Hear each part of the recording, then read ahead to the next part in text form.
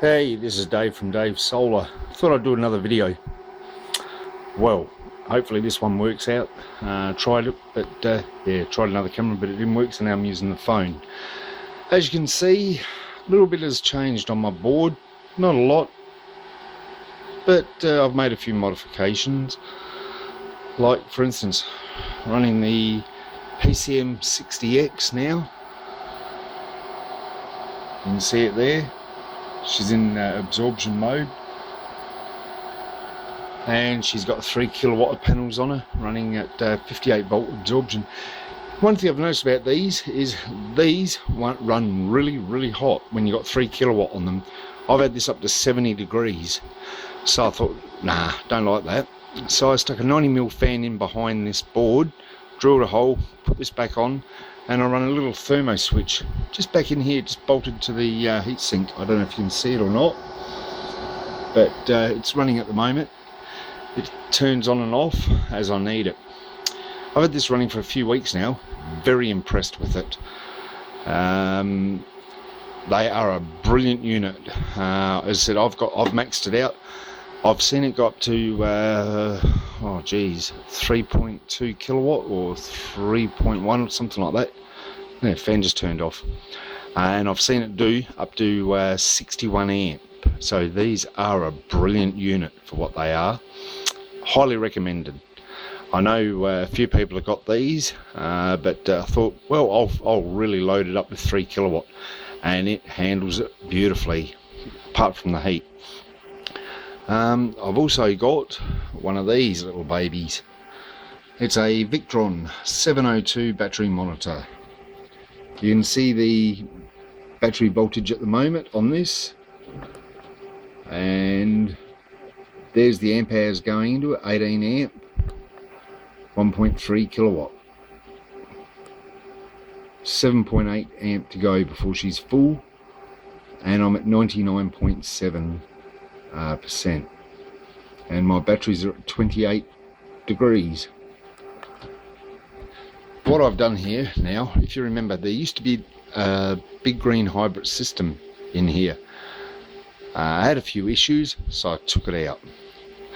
I've gone overboard with plugs and switches here. I've got 3 kilowatt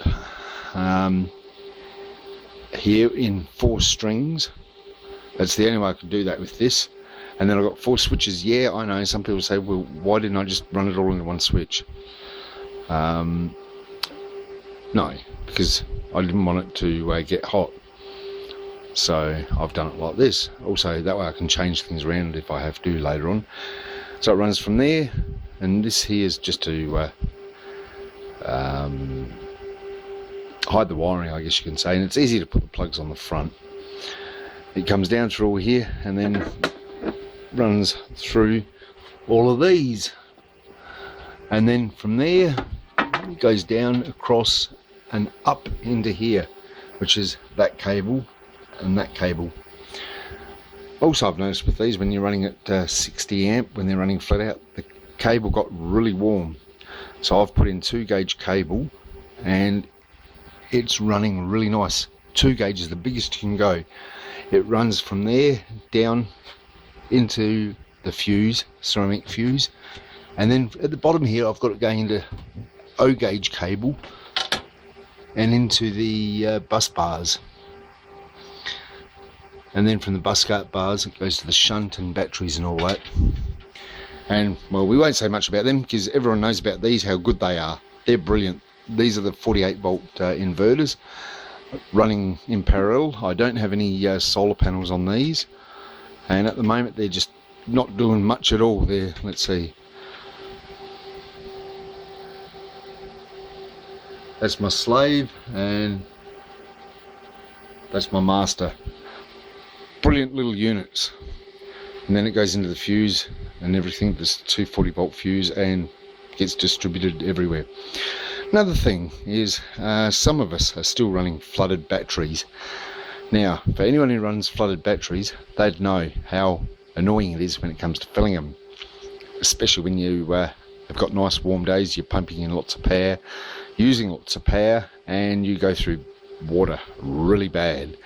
I used to do it with a container and funnel, and that got old really quick, especially when you're doing 24 cells, 2 volt cells, and they're forklift batteries, so they're not small and they're bloody heavy. They weigh about 600 kilos a unit, and I run 2 units.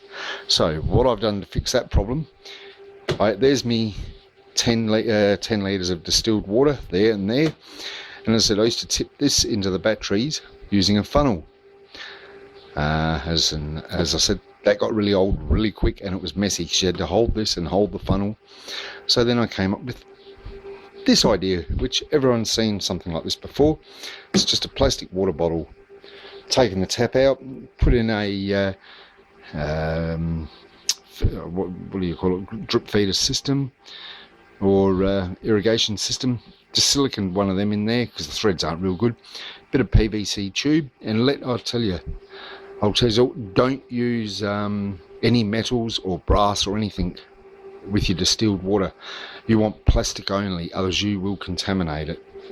It runs through this tube and then just runs into a plastic tap, right? The hose clamps, yeah, they're on the outside to hold the hose for obvious reasons.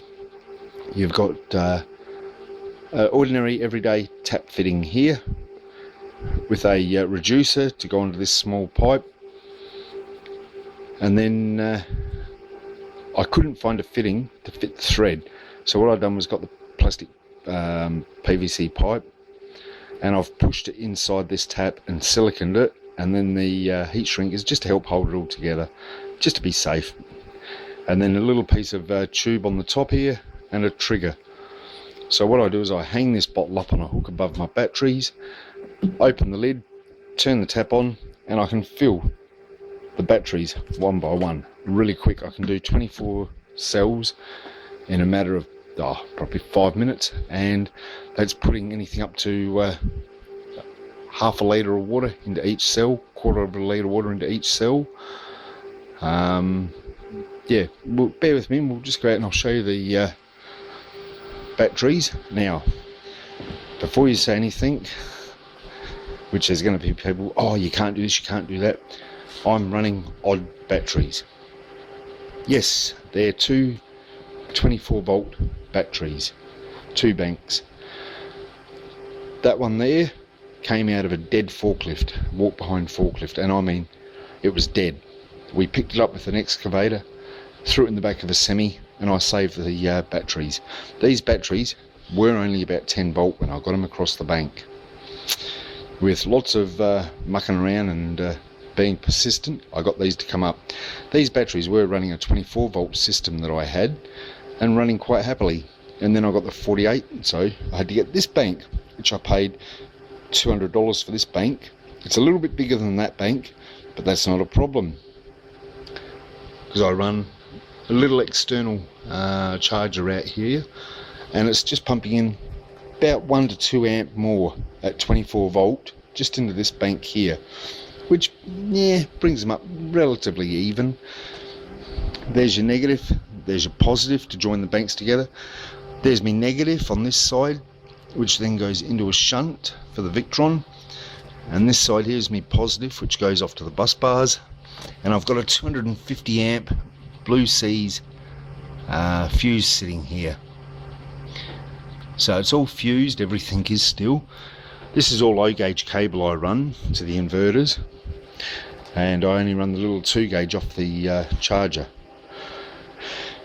Down there I've got the battery desulfonators. They're 24 volt desulfonators, but these are the ones for 800 amp hour banks or bigger. I didn't worry about going for the 24 volt ones because they didn't have the 48 volt one. They didn't have them when I bought these. I've had these for about a year now, and they're working quite happily. So as I said, this is a bit of a bullshit rant and rave about what I got, and to let people know how to fill these batteries, because it doesn't matter if you run forklift batteries or you run Trojan batteries. Any flooded battery is a pain in the ass to fill. So as I said, I'll do another video when I have to fill these. But yeah, just thought I'd show you. The batteries, as I said, are odd bank also, but I got them cheap. One for nothing and 200 for the other. And 200, that's scrap value price, and these are 600 kilos each. So I use an engine lift to move these.